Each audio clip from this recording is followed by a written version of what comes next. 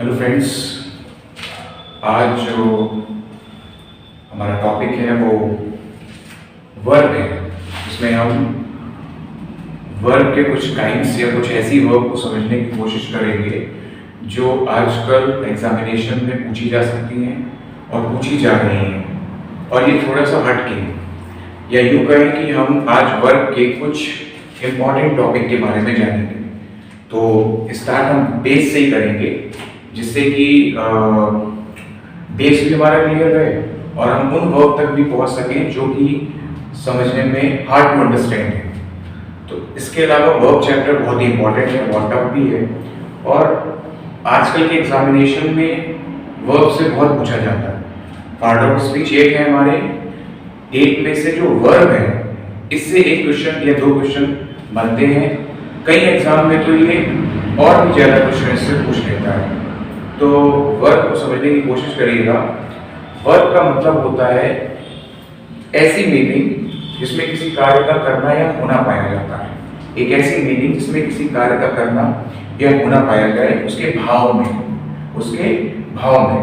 तो सबसे पहले ये कुछ स्ट्रक्चर्स मैंने बनाए हैं जिनको जानने से पहले हम वर्ब को समझें।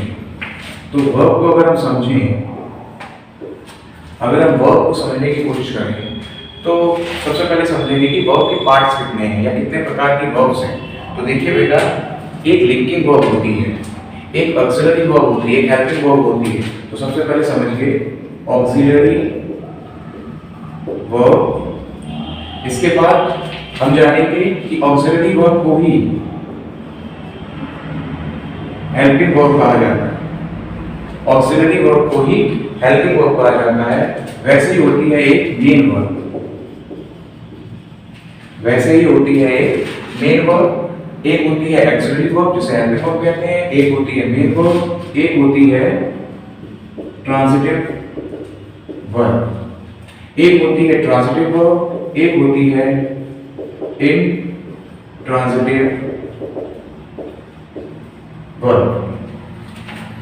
ये आप समझ रहे होंगे, auxiliary verb, helping verb, main verb, transitive verb and intransitive verb. अभी नहीं खत्म हुआ है, अभी और भी है जिनको हम जानेंगे। एक होती है फाइनाइट वर्ब, एक होती है नॉन फाइनाइट वर्ब। क्लियर हुआ? Finite verb, non finite verb. एक वर्ब और भी होती है जिसे समझना पड़ेगा, लिंकिंग वर्ब। Linking verb. कुछ इतनी वर्ब्स निकल के सामने हैं, हो सकता है अभी एक दो और मैं माइंड में ना आ लूं, और भी हैं इनको हमें समझना पड़ेगा। तो मैं यहाँ पे जगह नहीं है, या कोशिश करता हूँ किससे बना दूं। Causative verb, causative verb. एक होती है कैपुलर वर्ब, एक होती है स्टेटिव वर्ब। Stative verb.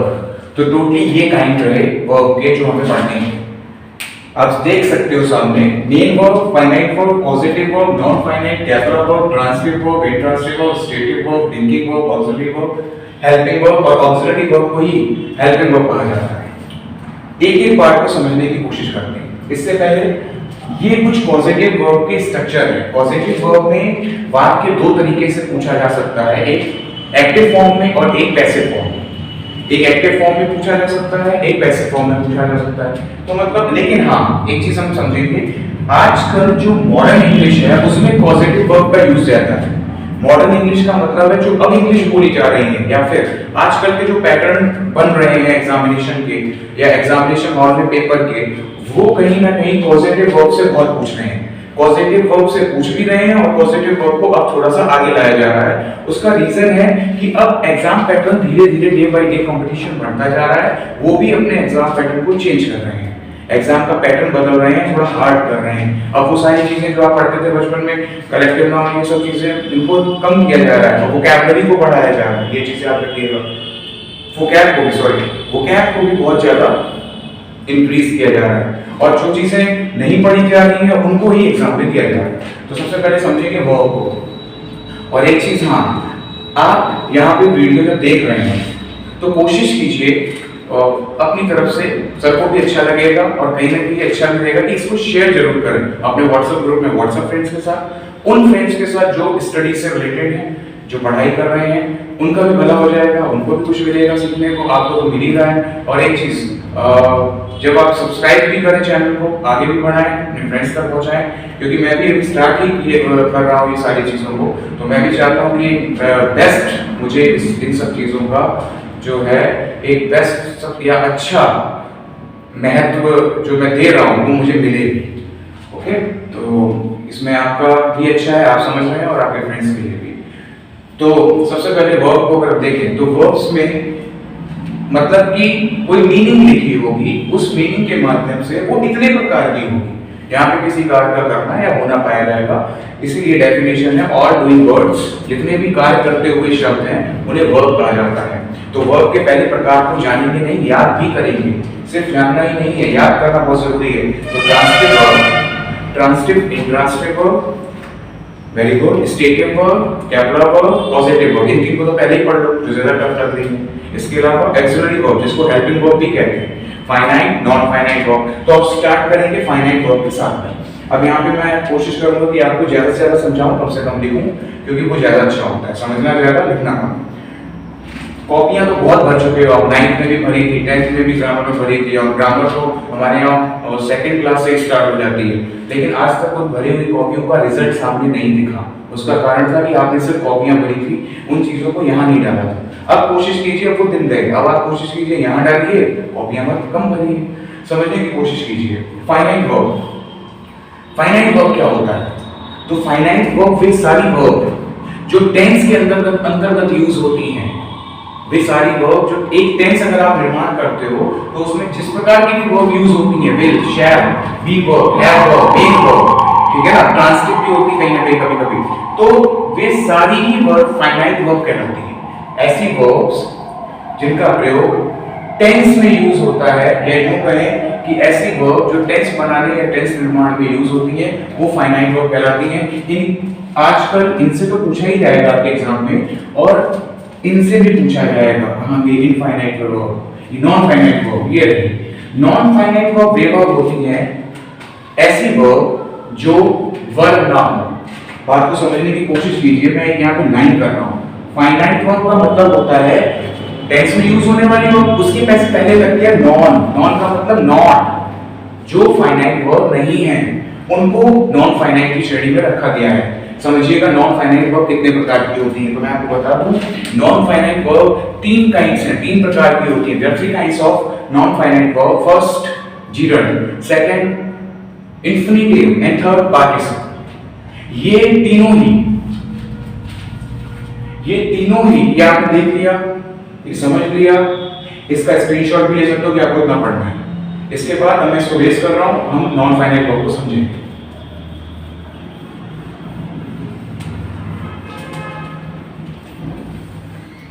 समझिए,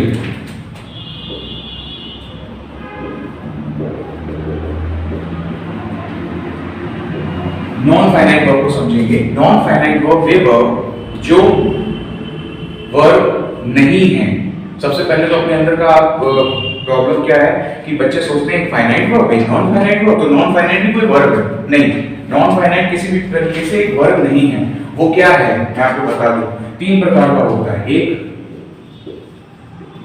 इंफिनिटिव, दूसरा जीरंड, और तीसरा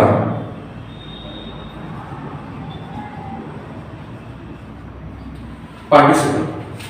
इंफिनिटिव, जीरंड, पार्टिसिपल। इंफिनिटिव का मतलब होता है कहीं पर भी अगर टू के साथ वर्ब की फर्स्ट फॉर्म नजर आ रही है तो वो इंफिनिटिव है। कहीं पर भी क्या नजर आ रही है, टू के साथ में वर्ब की फर्स्ट फॉर्म आ रही है तो वो इंफिनिटिव है, और ये एक्टिव वे है इंफिनिटिव का। दिस इज या it is the active way of infinitive. आगे देखेंगे इसका पैसिव वे क्या होता है, तो वो होता है to plus be plus verb की थर्ड फॉर्म। ये बेटा पैसिव वे है आपकी इंफिनिटिव का। इंफिनिटिव एक्टिव पैसिव दोनों भावों में यूज होती है। जीरंड को जानेंगे। जीरन जो होती है वो वर्ब की आईएनजी फॉर्म होती है, पर अब ये वो वाली वर्ब की आईएनजी फॉर्म नहीं है जो आप कंटीन्यूअस टेंस में यूज करते हो प्रेजेंट और पास्ट में, ये वो नहीं है, ये वो बिल्कुल नहीं है, ये वर्ब की तरह यूज नहीं होती, ये मेन वर्ब की तरह यूज नहीं होती है बेटा, ये मेन वर्ब की तरह यूज नहीं होती। तो फिर ये क्या है, ये बेटा एक नाउन का कार्य कर सकती है, ये करती है, ये नाउन का कार्य कर लेती है, एडवर्ब पार्टिसिपल पर नाउन का यहाँ पे कहेंगे ज्यादातर करती है। पार्टिसिपल को समझेंगे बेटा, तीन प्रकार के होते हैं, प्रेजेंट, दूसरा पास्ट और बेटा तीसरा होता है परफेक्ट। पार्टिसिपल थ्री काइंड्स हैं, प्रेजेंट पार्टिसिपल, पास्ट पार्टिसिपल और परफेक्ट पार्टिसिपल। प्रेजेंट पार्टिसिपल क्या होता है, वर्ब की आईएनजी फॉर्म को ही प्रेजेंट पार्टिसिपल कहते हैं। बात को समझने की कोशिश करना, ये आपके पार्टिसिपल की फॉर्म है तीनों, ठीक है बेटा। अब यहाँ समझने की कोशिश करना कि वर्ब की आईएनजी फॉर्म यहाँ पे भी, यहाँ पे भी है। यहाँ पर वर्ब की आईएनजी फॉर्म जब जीरन की तरह तो नाउन का कार्य कर रही है, लेकिन जब वो प्रेजेंट पार्टिसिपल की तरह है तो वो बेटा एक एडजेक्टिव का कार्य कर रही है, एडजेक्टिव का कार्य कर रही है, मैं समझाऊंगा, एडजेक्टिव का कार्य कर रही है। पास्ट पार्टिसिपल क्या होता है, पास्ट पार्टिसिपल वर्ब की थर्ड फॉर्म को कहा जाता है। Perfect participle having plus verb की थर्ड फॉर्म को कहते हैं, हैविंग प्लस वर्ब की थर्ड फॉर्म। इनके भी पैसिव रूप है बेटा, यहाँ पर बीइंग प्लस वर्ब की थर्ड फॉर्म हो जाता है, यहाँ पे परफेक्ट में having plus being plus verb की थर्ड फॉर्म हो जाता है, पैसिव फॉर्म। अब ये आपके कुछ स्ट्रक्चर्स रहे जिसके माध्यम से आपने नॉन फाइनाइट वर्ब को समझा। अभी आपने सिर्फ समझा है, अभी आपने इनका एग्जांपल नहीं देखे। जब तक आप इनके एग्जांपल को नहीं देखेंगे ये आएगा नहीं, ठीक है। और आज की क्लास जो है कहीं ना कहीं हम इनके आपको समझाने जा रहे हैं कि ये होता क्या है, ठीक है। आप समझने की कोशिश कीजिए। इंफिनिटिव 2 प्लस वर्ब की फर्स्ट फॉर्म जो कि एक्टिव रूप है, पैसिव रूप 2 प्लस बी प्लस वर्ब की थर्ड फॉर्म। आज के ऊपर स्ट्रक्चर से ऊपर ध्यान रहेगा, स्ट्रक्चर्स आ गए तो एग्जांपल बहुत अच्छे से आएंगे। जीरन इंफिनिटिव सेंटेंस कैसे बन सकता है, कैसे बनाओगे, क्या करोगे? You have to go to Agra, बिल्कुल सही, टू के साथ गो है, वर्ब की फर्स्ट फॉर्म है, ठीक है, कर सकते हो, समझ में आ रहा है ना। वैसे ही जीरन से सेंटेंस बनता है जहां पे आईएनजी फॉर्म बीच में लगी होती है, ठीक है। Smoking is good for not good for, very good, तो ऐसे बनाइए ना, smoking is injurious to health, clear हुआ? हाँ, स्मोकिंग जीरन का कार्य कर रही है, very good. Smoking is injurious to health या डिलीटेरियस टू हेल्थ। डिलीटेरियस का मतलब भी होता है हानिकारक, क्लियर हुआ? आगे देखो, पार्टिसिपल को समझो, वर्ब की आईएनजी फॉर्म, ये मैंने 2 एग्जांपल समझाया आपको, मैंने यहाँ लिखा नहीं है, समझने की कोशिश कीजिएगा।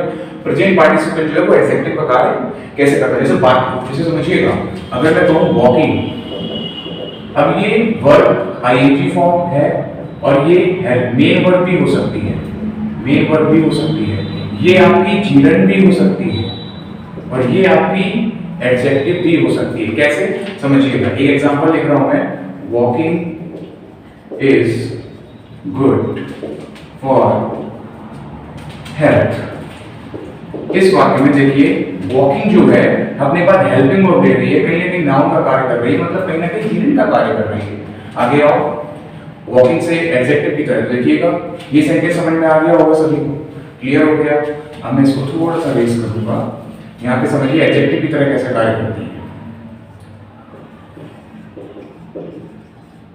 वॉकिंग बॉयज आर स्मार्ट, यहाँ पे समझने की कोशिश कीजिएगा। वॉकिंग बॉयज, लड़कों की विशेषता बताई जा रही है कि लड़के कैसे हैं। अब यहाँ पे एडजेक्टिव का कार्य होता है कि लड़के, टहलते हुए लड़के जो है वो स्मार्ट हैं। कैसे लड़के? टहलते हुए लड़के, टहलते हुए लड़के, ठीक है ना। तो यहाँ पर ये क्या बताया जा रहा है, विशेषता बताई जा रही है। किसकी बताई जा रही है? नाउन की, तो ये एडजेक्टिव हो गया, क्लियर। अब हम जानेंगे कि वर्ब की आईएनजी फॉर्म मेन वर्ब, ये तो आपको पता होगा, कंटीन्यूअस टेंस में आप यूज करते रहे हैं, जैसे ही is walking, he is walking, वह टहल रहा है, तो यहाँ पर ये मेन वर्ब है। क्या है? Main verb. क्लियर हुआ? मुझे लगता है ये पार्ट आपको क्लियर हो गया है, समझ में आ गया है। आगे चलते हैं। तो प्रेजेंट पार्टिसिपल क्लियर हुआ, अब हम जानेंगे पास्ट पार्टिसिपल को। इंफिनिटिव क्लियर हो गया, 2 प्लस वर्ब की फर्स्ट फॉर्म किसी भी सेंटेंस में नजर में आ रहा है तो वो इंफिनिटिव है, और 2 प्लस बी प्लस वर्ब की तरफ। तो आप ये मत सोच लेना जैसे कि टू वॉक कहीं पे बीच में लगा हुआ, तो आप ये मत सोच लेना कि वाइट वर्ब है, नहीं, इंफिनिटिव है। टू बी थर्ड फॉर्म लगी हुई है कहीं बीच में सेंटेंस के, इंफिनिटिव है, ठीक है। इनके पैसे भी बनते हैं बेटा। जिन्होंने जिस प्रकार से बताया, ये मत अभी यहाँ पर आपने सोचना मेन वर्ब है, नहीं, ये क्या है, नाउन है। तो ये दोनों चीजें हमारी क्लियर हो गई। आगे देखिए, प्रेजेंट पार्टिसिपल हो गया, पास्ट पार्टिसिपल को समझते हैं। पास्ट पार्टिसिपल के लिए एक एग्जांपल समझेंगे, बहुत अच्छे समझ में आएगा, क्योंकि पास्ट पार्टिसिपल से एरर बहुत कम आती है, लेकिन फिर भी समझने की कोशिश करेंगे। आई हैव की जगह अगर हम हैड करेंगे तो अच्छा है। आई हैड ए पर्स, ठीक, पहला सेंटेंस। दूसरा देखिए, द पर्स वाज लॉस्ट। ये दो सेंटेंस हैं। इन दो में आप समझिएगा कि किस प्रकार से पार्टिसिपल यूज होता है। अगर हम दो को एक बनाना चाहें तो हम क्या करेंगे, ये दो सेंटेंस से अगर हमें एक बनाना तो क्या करेंगे, समझिएगा, वर्ब की थर्ड फॉर्म भी, वर्ब की थर्ड फॉर्म भी, मतलब जितने पार्टिसिपल होते हैं, ये जितने तीनों पार्टिसिपल, प्रेजेंट, पास्ट, परफेक्ट, तीनों ही पार्टिसिपल कार्य करते हैं किस चीज का, मैं आपको बता दूं, ये तीनों ही पार्टिसिपल एडजेक्टिव का कार्य करते हैं। ये तीनों ही कहीं ना कहीं किसी नाउन की विशेषता बताएंगे। तो ये देखिए, यहाँ पर वो किस तरीके से यूज हो रहा है, यहाँ पर वर्ब की थर्ड फॉर्म की तरह यूज हो रहा है। यहाँ पर किस तरीके से यूज हो रहा है, वर्ब की थर्ड फॉर्म की तरह यूज हो रहा है। यहाँ पे ये वर्ब की थर्ड फॉर्म की तरह यूज हो रहा है। और क्यों हो रहा है, ये सेंटेंस कैसा है, ये सेंटेंस पैसिव बना हुआ है। कैसे बना हुआ है, पैसिव। तो वर्ब की थर्ड फॉर्म यहाँ पर पैसिव की तरह यूज हो रही है। किस तरीके से, पैसिव की तरह। लेकिन अब इसी की थर्ड फॉर्म को हम बनाएंगे एडजेक्टिव। कैसे बनाएंगे, देखिए, और सेंटेंस भी आपका सरल हो जाएगा। कैसे, I had a lost purse, मेरे पास खोया हुआ पर्स था। तो यहां पर देखिए, खोया हुआ पर्स, अब विशेषता बताई जा रही है पर्स की, खोया हुआ पर्स, खोया हुआ पर्स। क्लियर हो गया। तो पास्ट पार्टिसिपल क्लियर हुआ। परफेक्ट पार्टिसिपल को समझते हैं। परफेक्ट पार्टिसिपल के दो रूप होते हैं। पहला, ये आपको मैं ऐसे ही समझा दूंगा विदाउट एग्जांपल। किसी काम होने के बाद, देखिए, एक सेंटेंस है जिसमें मान लीजिए वो कह रहा है कि मैं खाना, या यूं कहिए कि मैंने उसे देखा, ठीक है, मैंने घर को देखा, ठीक। दूसरे सेंटेंस में कह रहा है मैंने आग बुझाई, ठीक है, क्लियर हुआ। या मैंने उसे देखा, मैं उसकी तरफ भागा, ठीक है। ऐसे दोनों सेंटेंस है। अब मतलब कहने का क्या है, इंग्लिश में लिखा हुआ मान लो, तो कहने का मतलब क्या है, परफेक्ट पार्टिसिपल का यूज होता है जब एक काम आपका हो जाए, दूसरा काम स्टार्ट हो।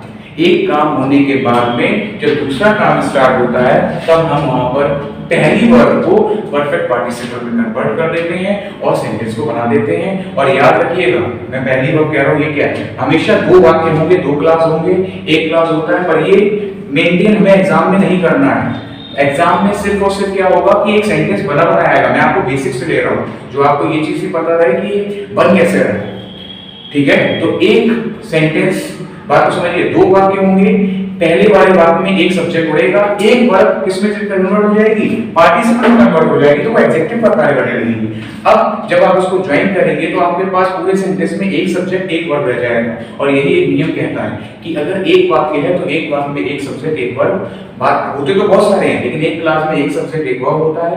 एक से ज्यादा जितने करते जाओगे उतने सब्जेक्ट वर्ब बढ़ते रहेंगे। और हमें एक सेंटेंस सिंपल बनाना है, तो वहां पे कहीं ना कहीं एक सब्जेक्ट एक वर्ब उड़ा दोगे तो एक सब्जेक्ट एक वर्ब बचेगा। ये सारी चीजें मैं आपको ये पार्टिसिपल पढ़ाऊंगा, स्पेशल पार्टिसिपल पढ़ाऊंगा, तो समझाऊंगा कि कैसे सब्जेक्ट वर्ब हटते हैं और कैसे लगते हैं और कैसे आप किसी दो सेंटेंस को कन्वर्ट करते हो, क्या क्या एरर्स होती हैं जो पूछी जा सकती हैं। तो फिलहाल परफेक्ट पार्टिसिपल को सभी समझिए।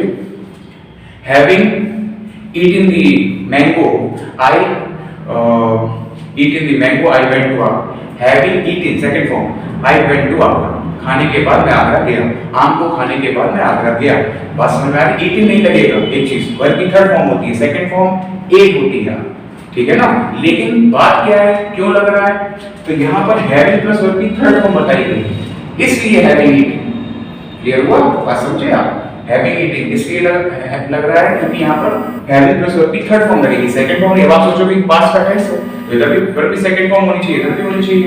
नहीं, having eaten the mango I went to Agra, मतलब आम को खाने के बाद मैं आगरा गया। इसको आप आफ्टर से भी बना सकते हो और कई तरीके से बनाया जाता है। एरर, लेकिन एरर क्या आएगी, एरर ये आती है इनसे कि अगर बनती है तो वो ये आएंगी कि सेंटेंस आपका कुछ इस प्रकार होगा कि एक काम होने के बाद में दूसरा कार्य हो रहा होगा,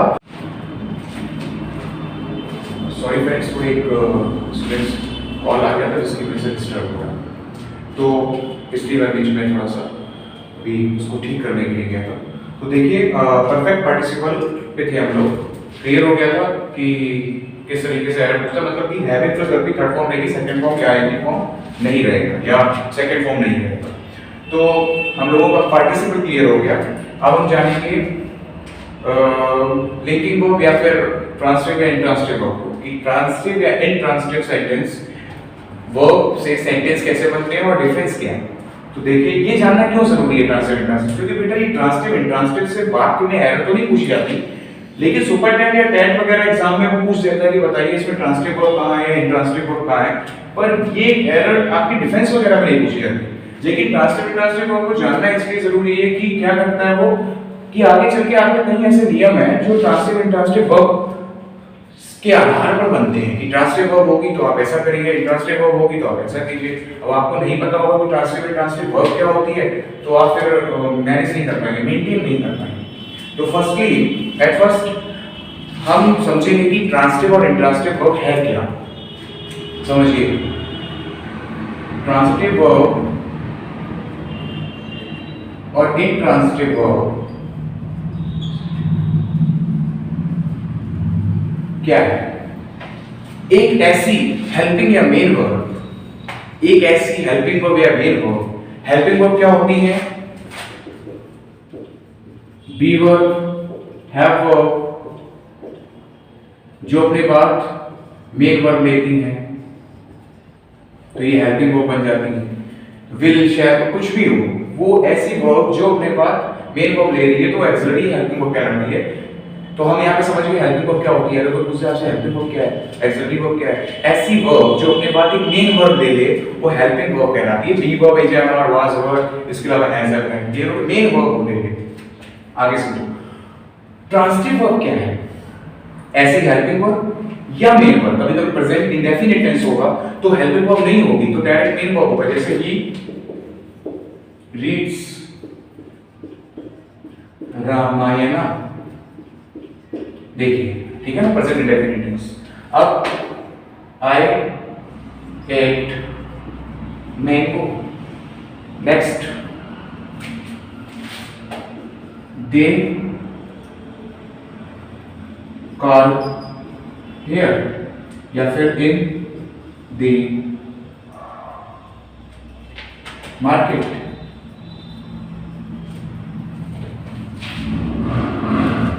बात को समझिए, I eat Ramayana, I ate mango, they call here in the market.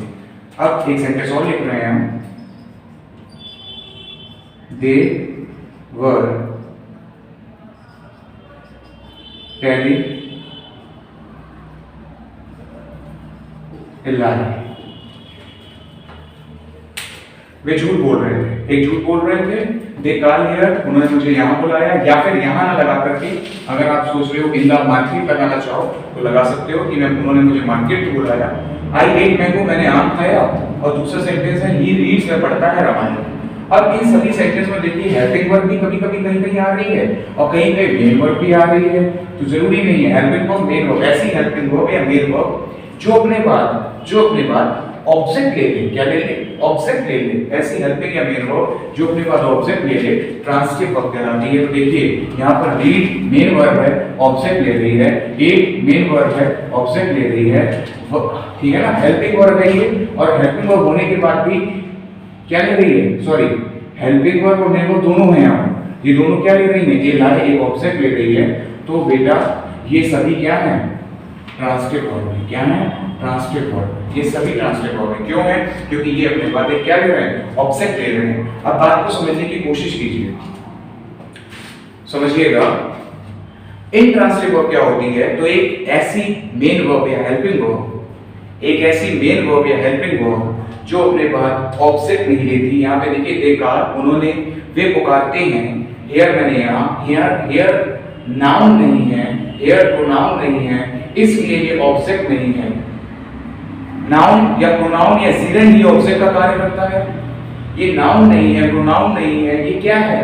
ये एडवर्ब है और एडवर्ब नहीं करता किसका कार्य? ऑब्जेक्ट का या सब्जेक्ट का कार्य। सब्जेक्ट या ऑब्जेक्ट का कार्य एक नाउन या प्रोनाउन करता है, या जीरन भी तो नाउन ही होता है, वर्ब की आईएनजी फॉर्म वो कर सकती है, या फिर इंफिनिटिव भी कभी कर लेता है। बात समझ में आ गई? तो ये यहाँ पर क्या नहीं है, ऑब्जेक्ट नहीं है। और इन द मार्केट, मार्केट आप सोच रहे हो ये नाउन है, हाँ नाउन है, पर नाउन के पहले क्या है, प्रीपोजिशन, तो ये आपका बन गया अदर वर्ड। और अदर वर्ड भी कौन सा अदर वर्ड, तो ये फ्रेज बन गया, एडवर्ब में एक फ्रेज बन गया। कहां पे बोला है, वहां बोला, ये फ्रेज होता है एडवर्बियल फ्रेज। क्लियर हुआ, समझ में आया? तो ये अदर वर्ड है, ये भी अदर वर्ड है, दोनों में से कोई एक चीज भी हो सकती है, तो ये ऑब्जेक्ट नहीं है, ऑब्जेक्ट नहीं है, तो इसीलिए ये वर्ब क्या हो गई, ये वर्ब आपकी इंट्रांसिटिव वर्ब हो गई। ऐसी वर्ब जिसके बाद ऑब्जेक्ट ना हो, कोई अदर वर्ड हो, तो वो इंट्रांसिटिव कहलाती है, और अगर ऑब्जेक्ट हो तो बेटा ट्रांसिटिव कहलाती है। इस चीज को क्लियर कर लो, माइंड में डाल दो। नेक्स्ट, अब नेक्स्ट वर्ब को अगर हम समझें, ये वर्ब समझ लीजिए एरर दे देता है, पूछ लेता है, कई चीजें से पूछ लेता है। अब हम समझेंगे ऑक्सिलरी वर्ब, समझ गए, हेल्पिंग वर्ब होती है जो अपने बाद मेन वर्ब लेती है, is am are was were has है, ठीक है ना। और यही अगर is am are was were has है अपने बाद मेन वर्ब ना ले तो क्या है, बात को समझिए। ऐसी भी वर्ब या हैव वर्ब या फिर is am are was verb जो अपने बाद मेन वर्ब नहीं ले रहा, तो फिर ये क्या है? और ऐसा संभव है क्या कि आई के साथ इसमें आई बोल के मैं समझने की कोशिश कीजिए। Is am are was verb has am had अपने बाद मेन वर्ब की थर्ड फॉर्म लेता है, clear. Is am are was verb दो फॉर्म लेता है, या तो वर्ब की आईएनजी फॉर्म लेता है, या फिर बेटा वर्ब की थर्ड फॉर्म लेता है। वर्ब की थर्ड फॉर्म वो पैसिव रूप में ले लेगा, और वर्ब की आईएनजी जो फॉर्म है वो एक्टिव रूप में ले लेगा। बात समझ में आ रही है? तो इन दोनों में से कोई वर्ब तो मिल जाएगी इसके बाद में, लेकिन क्या ऐसा संभव है कि इनके दोनों के बाद में वर्ब ही ना हो? है ऐसा संभव? ऐसा संभव है, बिल्कुल संभव है। इनके बाद में, इन वर्ब के बाद में मेन वर्ब ना हो, ऐसा संभव है। कैसे है? ऐसे समझिए, this is my book, I have a cow. Simple से एग्जांपल जो बचपन में आप पढ़ते थे। हैव है पर वर्ब की थर्ड फॉर्म नहीं है, इज है पर मेन वर्ब में आईएनजी फॉर्म नहीं है, या फिर थर्ड फॉर्म भी नहीं है। यहाँ पर डायरेक्ट एक कॉम्प्लीमेंट मिल रहा है। लिंकिंग वर्ब अपने बाद एक कॉम्प्लीमेंट देती है, या तो सब्जेक्टिव कॉम्प्लीमेंट या फिर ऑब्जेक्टिव कॉम्प्लीमेंट। कॉम्प्लीमेंट इन्हें अब ऑब्जेक्ट नहीं कहेंगे या कॉम्प्लीमेंट कहेंगे। क्यों? क्योंकि लिंकिंग वर्ब, ये लिंकिंग वर्ब है, समझ में आ रहा है? लिंकिंग वर्ब वे वर्ब होती हैं जो अपने बाद क्या लेती हैं, कॉम्प्लीमेंट लेती हैं। सब्जेक्टिव कॉम्प्लीमेंट सब्जेक्ट को डिफाइन करता है, ऑब्जेक्टिव कॉम्प्लीमेंट ऑब्जेक्ट को डिफाइन करता है। क्लियर हुआ? तो ये देखो, दिस इज माय बुक, यह मेरी किताब है। कौन? यह है। आई हैव ए अगला सेंटेंस समझो, दिस इज माय बुक, या फिर यूं कहें यू आर। एक अच्छा एग्जांपल समझने की कोशिश करो, अटपटा नहीं, जीनियस। तो जीनियस कौन है भाई? तुम हो। सब्जेक्टिव कॉम्प्लीमेंट इस प्रकार से आएगा तो सब्जेक्टिव कॉम्प्लीमेंट होगा। समझ? उस प्रकार से जो पहले था कि आई हैव अ काउ, तो वहां पे नहीं। ठीक है, आगे समझो। एक एग्जांपल और समझने की कोशिश करो। ही इलेक्टेड मी कैप्टन। इसमें देखिए, उन्होंने मुझे चुना। क्या चुना? कैप्टन चुना। किसे चुना? मुझे चुना। अब यहां पर ये ऑब्जेक्टिव कॉम्प्लीमेंट है, ऑब्जेक्टिव कॉम्प्लीमेंट है। कैसे है? ऑब्जेक्ट को डिफाइन करा जा रहा है, पहले सब्जेक्ट को डिफाइन किया जा रहा था। और एक चीज समझ लीजिए, इस सेंटेंस में दो ऑब्जेक्ट हैं, ऑब्जेक्ट नंबर 1, ऑब्जेक्ट नंबर 2। ये कौन सा ऑब्जेक्ट है? इनडायरेक्ट ऑब्जेक्ट, इसे कहते हैं इनडायरेक्ट ऑब्जेक्ट। जो प्रोनाउन नजर आता है पहले इनडायरेक्ट, और जो नाउन नजर आए वो डायरेक्ट। तो डायरेक्ट ऑब्जेक्ट, इनडायरेक्ट ऑब्जेक्ट। कभी-कभी ऑब्जेक्ट वाले पूछ लेता है टैग और सेट सीटेड एग्जामिनेशन में। क्लियर हुआ? अब हम समझेंगे महत्वपूर्ण वर्ब्स को, महत्वपूर्ण वर्ब्स, ऐसी महत्वपूर्ण वर्ब्स जो थोड़ी सी डिफिकल्ट है, समझने की कोशिश कीजिएगा।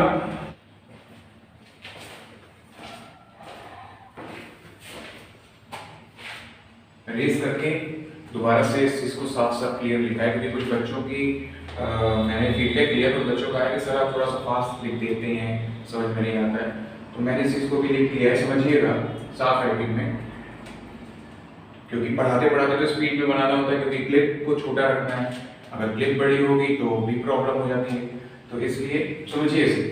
हम तो पॉजिटिव वर्ब है, पॉजिटिव वर्ब कहीं ना कहीं क्या है कि समझने की कोशिश करना। पॉजिटिव वर्ब एक प्रकार की ऐसी वर्ब है जो कि किसी से कुछ करवाती है, बात को समझना। जैसे कोई काम किसी और से करवाया जाए तो हम पॉजिटिव वर्ब का यूज करेंगे। पॉजिटिव वर्ब कितनी है जो यूज में आती है, तो एक हेल्प, लेट, मेक, गेट, ये प्रेजेंट फॉर्म है, ये प्रेजेंट फॉर्म है, मैं आपको लिख देता हूं यहाँ पे, लेट, हेल्प, मेक, गेट। इसी की बेटा होती है पास्ट फॉर्म, जैसे गेट से बनता है गॉट, मेक से बनता है बेटा मेक, हेल्प बताइए, लेट का सेम लेट ही रहेगा, लेट का पास लेट ही रहता है बेटा, तो लेट भी लिख देता हूं मैं यहाँ पे, और यहाँ पे हेल्प,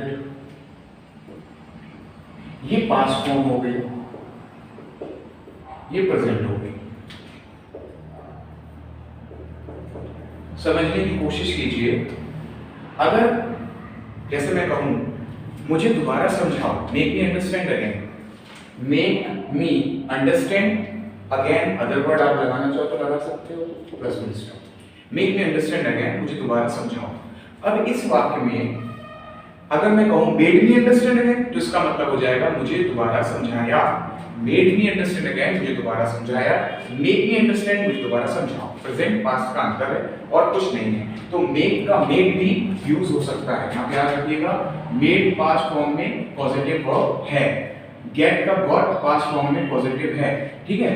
अब अगर हम बात करें, ये हमने मेक से सेंटेंस बनाया, और अंतर क्या है, अगर किसी से मदद करवाने की बात करोगे तो हेल्प लगाओगे, किसी को अलाउ करने या परमिशन दोगे, अलाउ या परमिशन देने के लिए लेट लगाते हैं, हेल्प मदद करने के लिए लगाते हैं, मेक किसी से काम करवाने के लिए कराते हैं, वैसे ही गेट भी किसी से काम करवाने के लिए, असाइनमेंट कोई असाइन है वो चीज कराने के लिए, देखो है काम दूसरों से ही करवाया जाएगा, मगर एक डिफरेंस है कि आपका काम है कैसा, उस हिसाब से आप उसका यूज करते हो। एग्जामिनेशन में हिंदी से इंग्लिश बनानी नहीं है, हमें एरर देखनी है, उसकी बस हमें बस इन पे फोकस करना है स्ट्रक्चर से। तो दूसरा स्ट्रक्चर समझिए, गेट या गॉट दोनों हो सकता है, गेट समथिंग वर्ब की थर्ड फॉर्म बाय समबडी, ये पैसिव है, गेट वाली बातें का पैसिव, वैसे मेक का भी पैसिव बन सकता है, तो मेक या मेड प्लस समथिंग या समबडी, यहां पे वर्ब की थर्ड फॉर्म हो जाएगा, या by other word plus by plus subject हो जाएगा। वैसे समझिए, अगर मैं कहूं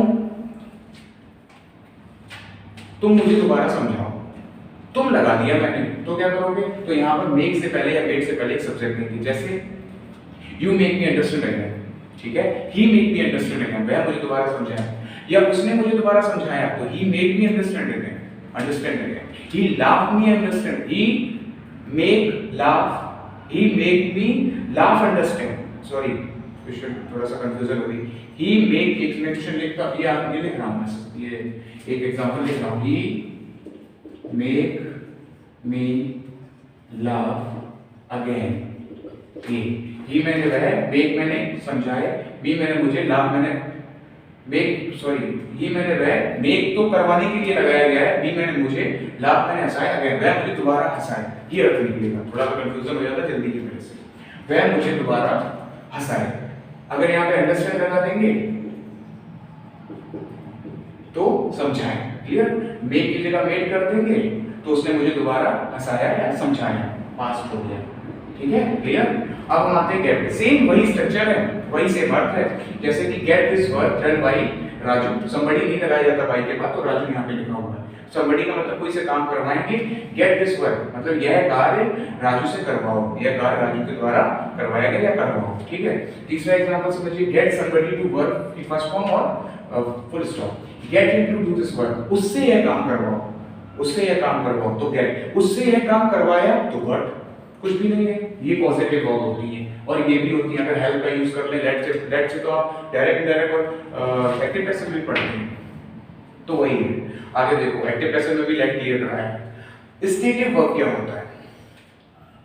स्टेटिव वर्ब ऐसी वर्ब, कुछ ऐसी वर्ब, ज्यादा नहीं है, एग्जाम में ज्यादा नहीं आती, कुछ ही है जो पूछ लेते हैं बार बार। ऐसी वर्ब जो या जिनका कॉन्टिन्यूअस टेंस संभव नहीं है। ऐसी वर्ब जिनका कॉन्टिन्यूअस संभव नहीं है या जिन वर्ब का कॉन्टिन्यूअस टेंस नहीं बनाया जाता, वो वर्ब स्टेटिव वर्ब्स कहलाती हैं। जैसे belong, rely, see, know, hear, depend, like.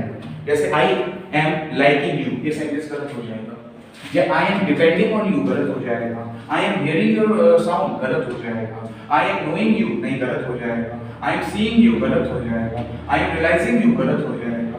I am belonging, हाँ, बिलोंगिंग गलत हो जाएगा। तो आप इनको बनाओगे कैसे? इनका कॉन्टिन्यूअस संभव नहीं है, पर प्रेजेंट इंडेफिनिट तो संभव है। तो आप देखिए, मैं ये ऊपर रेस कर रहा हूँ, क्योंकि ये सारी चीजें क्लियर हो गई, समझने की कोशिश कीजिएगा। और वो क्या करेगा? आपको इनका कॉन्टिन्यूअस बना के देगा 100%, और आपको सही करने में यही एरर निकालनी होगी। जैसे आई एम सीइंग यू, तो मैं तुम्हें देख रहा हूँ, वाह, पूरा गलत सेंटेंस। आई सी यू, ये सेंटेंस सही है, ठीक है। I am realising, I am realising all things या thought। बेटा सेंटेंस क्यों कर रहे हो? रियलाइजिस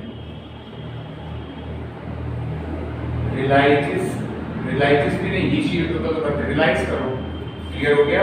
समझ में आ गया? ये एरर होती है, पूछ लेते हैं। इसके बाद कैपुलर वर्ब, तीसरी और लास्ट कैपुलर वर्ब को समझिए। कैपुलर वर्ब ऐसी वर्ब जो एडजेक्टिव को डिफाइन करे, सब्जेक्ट को डिफाइन नहीं करेगी। अभी तक वर्ब होती थी वो सब्जेक्ट को डिफाइन करती थी। जैसे ही इज गोइंग टू आगरा, वह आगरा जा रहा है। कौन? वह। कौन जा रहा है? वह जा रहा है। मैं खाना खा रहा हूं। कौन खा रहा है? मैं खा रहा हूं। रहा है, मैं। तुम ऊपर चढ़ गए। कौन चढ़ गया? तुम। तो देखो, सब्जेक्ट को डिफाइन करती है। और अब ये ऐसी वर्ब है जो सब्जेक्ट को डिफाइन बिल्कुल नहीं करती, वाक्य में जो एडजेक्टिव दिया रहता है उसको डिफाइन करती है। और ये कहती है टेस्ट, फील, सीन, लुक। अब कैसे? एग्जांपल समझेंगे तो अच्छे से आएगा। You look happy, you look happy, मैंने ये लुक उठाया। यू लुक हैप्पी, तुम दिखते हो। हैप्पी का मतलब होता है खुश। तो बेटा दिखना, कैसे दिखते हो? खुश। अब देखो, एडजेक्टिव को डिफाइन किया जा रहा है, सब्जेक्ट को नहीं डिफाइन किया जा रहा। तो बेटा समझ लो, आप लोग समझिए इस चीज को कि ऐसी वर्ब जो सब्जेक्ट को डिफाइन ना करे और वाक्य में छिपे एडजेक्टिव को डिफाइन करे, वो वर्ब कैपुलर वर्ब होती है। जो एग्जामिनेशन आजकल, ये छोटे छोटे तो नहीं, वो बड़े ही हैं, जैसे कि लेकिन उसमें इंग्लिश का माध्यम कम है, टैट, सुपर टैट, सी टैट, वहां पे केवल यही पूछ लेगा कि इस सेंटेंस में कैपुलर वर्ब कहां है। तो आपको अगर जब तक नहीं पता तो नहीं कर पाएंगे, जब तक स्टेटिव की डेफिनेशन नहीं पता नहीं कर पाएंगे। वैसे ही टेस्ट से एक वाक्य बनाते हैं, कर्ड। अब टेस्ट लगा तो प्रेजेंट डेफिनेट टेस्ट बना रहा हूं। कर्ड मैंने होता दही, सिंगुलर मटेरियल नाउन है, इसलिए टेस्ट लगा। अब कर्ड टेस्ट, खट्टा को इंग्लिश में कहते हैं SOUR, सॉर। इनके पैसे भी संभव है, इसका पैसे भी बनेगा। तो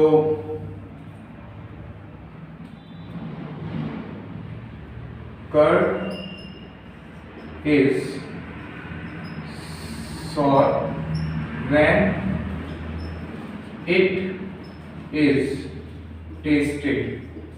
जब उसको चखा गया तो कर्ड कैसा था? दही कैसा था? खट्टा था। ये पैसे, ऐसा नहीं पैसे संभव नहीं है, पैसे संभव है। लेकिन बात है कि ये जो वर्ब है इसको जानने की। अब यहाँ पे देखिए दही खट्टा है, दही चटनी जो टेस्ट है वो खट्टा है, कैसा है? खट्टा है। तो बेटा कहाँ डिफाइन हो रहा है? ये डिफाइन कर रहा है एडजेक्टिव को। तो आपको समझ में आया होगा, सारी वर्ब समझ में आई होंगी। कोशिश किया कीजिए जब मेरा वीडियो देखा करिए तो शुरुआत में एक वीडियो पहली बार में उसको जब देखें तो उसको धीरे, जो गति आपकी चल रही है स्पीड, उसमें ही देखें। जब आप उसको दूसरी टाइम में एक बार और देखें, और जब आप दूसरी टाइम में देखें तो आप जैसे ही वो 3 लाइंस होती हैं वहां क्लिक करें, उसके बाद आपके पास आ जाएगा प्लेबैक स्पीड। जो प्लेबैक स्पीड आएगी उसको थोड़ा सा बढ़ा लीजिए, 0.1 या 1 कर लीजिए, तो स्पीड में चलेगा। जब स्पीड में चलेगा तो और अच्छे समझ में आएगा। और ईयरफोन का यूज करते हैं तो अच्छी बात है, ईयरफोन से बेस्ट, पर ईयरफोन से कान खराब होते हैं, लेकिन कम से कम करें यूज। पर कोशिश कीजिए कि गाने मत सुनिए, उसकी जगह पढ़ लीजिए तो बराबर इक्वल है। तो ये सारी चीजें समझिए। वर्ब आज आपका फिनिश हुआ, लेकिन वर्ब में अभी भी कुछ ऐसी चीजें हैं जो बहुत महत्वपूर्ण हैं, अभी भी हैं, क्योंकि सारी चीजें एक क्लास में क्लियर नहीं हो सकती। नेक्स्ट टाइम कोशिश करेंगे वर्ब की शीट सॉल्व करें और जाने कि वर्ब में एरर एग्जाम पूछता कैसे है। और सारी ही शीट याद रखिएगा जो सॉल्व होंगी वो CGL या CHSL लेवल की होंगी, एयरफोर्स का माध्यम नहीं रहेगा। पर हाँ, अगर आप उन शीट को सॉल्व करते हो तो आपका एयरफोर्स डेफिनेटली निकल जाएगा। थैंक यू, आज के लिए इतना ही, धन्यवाद।